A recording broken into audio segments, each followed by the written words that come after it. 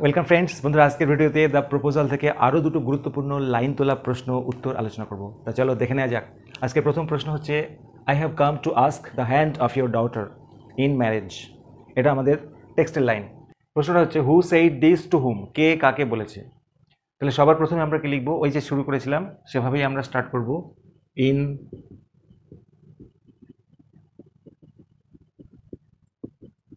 In Anton Chekhov's one act play the proposal, comma, কে বলেছে কথাটা, আমি এসেছি, লোমভ বলেছে। তাহলে লোমভ সেইড দিস, লোমভ এটা বলেছে কাকে, two Chubukov.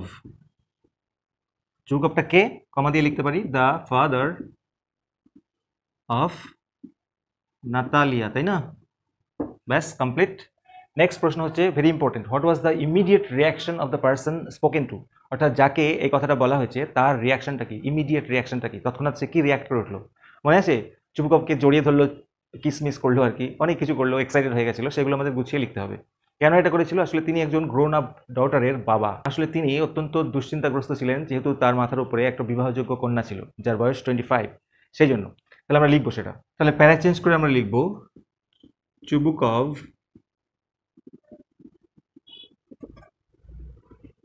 Chubukov, the father of a grown-up daughter, was much worried, মানে অত্যন্ত দুশ্চিন্তাগ্রস্ত ছিল কি ব্যাপারে, about his daughter's marriage. Chubukov, যে কিনা একজন গ্রোন আপ ডটারের, বিবাহযোগ্য মেয়ের বাবা, ওয়াজ মাচ ওরিড, ভীষণ দুশ্চিন্তাগ্রস্ত ছিল, অ্যাবাউট হিজ ডটার্স ম্যারেজ, তার মেয়ের বিয়ের সম্পর্কে। তাই জন্য কি হয়েছে, যখন লোমভ আসলো, এবার রিয়াকশনটা বলতে হবে। সো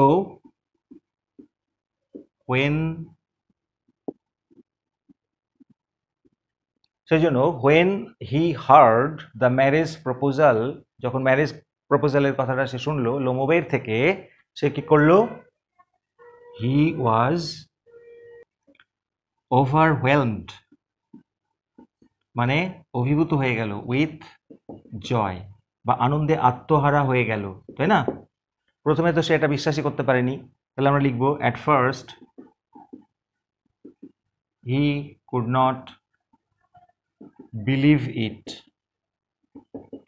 প্রথমে এটা সে বিশ্বাস করতে পারেনি, তাই বলে উঠেছিল, কি বললে আর একবার বলো। আচ্ছা, এরপরে কি হলো, তারপরে প্যারাটা চলছে,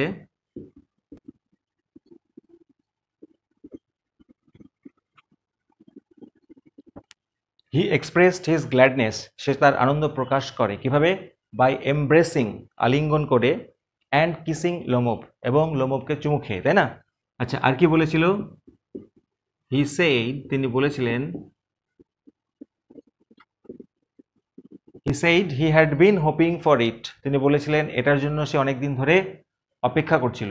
তখন সে কি করলো, হি শেড টিয়ার্স ইন জয়, আনন্দে সে চোখের জল ফেলেছিল, অ্যান্ড ব্লেসড লোমভ, এবং লোমভকে আশীর্বাদ করেছিল।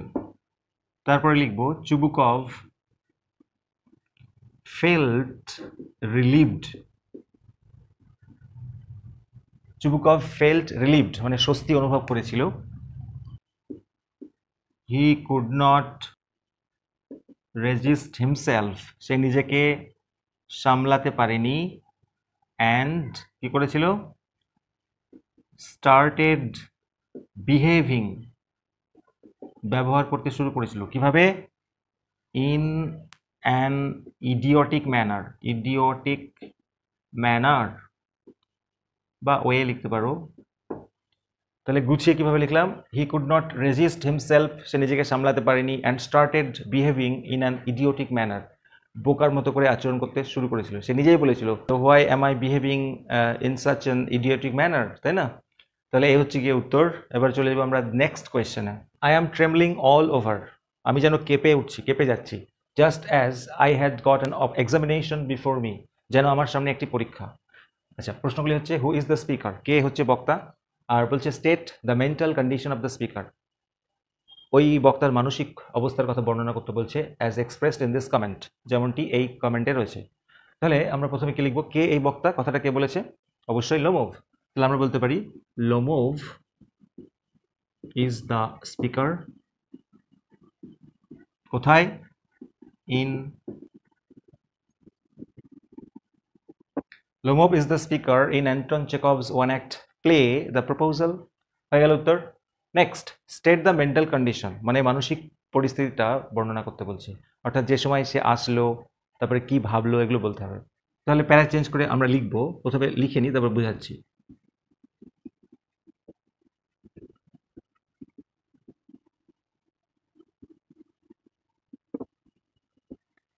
Lomov comes to Chubukov's house, Lomov চুবুকভের বাড়িতে আসে, উইথ এ প্রপোজাল, একটা প্রস্তাব নিয়ে, to marry Chubukov's daughter Natalia, চুবুকভের মেয়ে নাতালিয়াকে বিয়ে করার প্রস্তাব নিয়ে আসে। তারপরে কি হয়,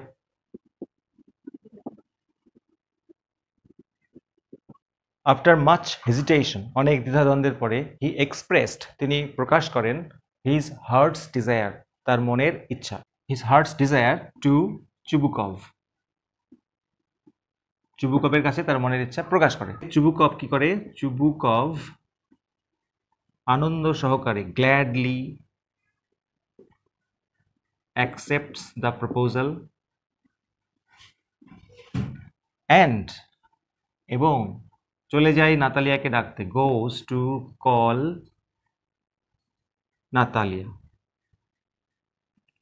নাতালিয়াকে ডাকতে চলে যায়। এবার লোমোভ ভাবতে থাকে একা একা বসে।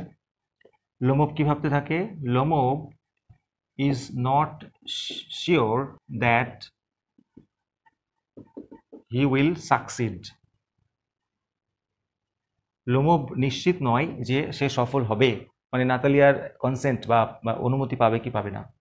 তারপরে কি হয়, হি ফিলস এক্সট্রিমলি টেন্সড, অর্থাৎ সে টেনশনে পড়ে যায়, তাই না, হবে কি হবে না, হি feels extremely tensed, he feels a trembling effect, trembling মানে কম্পমান, ইফেক্ট একটা কম্পমান প্রভাব অনুভব করে, he feels a trembling effect in his body, তার বডিতে, তাই না, তাই জন্য তো সে কাঁপছিল। কেন কাঁপছিল, অ্যাজ ইফ মানে যেন মনে হয়, he is going to sit মানে সে বসতে চলেছে, কি জন্য, for an examination, he feels extremely tensed, সে অত্যন্ত টেন্সড অনুভব করে, আর কি করে, he feels a trembling effect, সে একটা কম্পন অনুভব করে, ইন হিজ বডি, তার শরীরে, as if he is going to sit for an examination, যেন সে একটা পরীক্ষায় বসতে চলেছে। আমাদের পরীক্ষা যদি সামনে থাকে আমরা কি করি, হাত পা কেঁপে যাই, তাই না, সেই জন্য আমরা লিখবো ইন দিস ওয়েটিং পিরিয়ড, অর্থাৎ সে যে অপেক্ষা করছিল, in this waiting period he thinks, সে চিন্তা করে, if Natalia will consent or not, Natalia মত দেবে কি দেবে না সেটা নিয়ে সে চিন্তা করে। সেই জন্য আমরা লিখবো টু হিম, তার কাছে, ইট ইজ আ স্টেট, এটা একটা অবস্থা, স্টেট মানে অবস্থা, it is a state of uncertain মানে অনিশ্চিত, ইমোশনাল ডিসব্যালেন্স।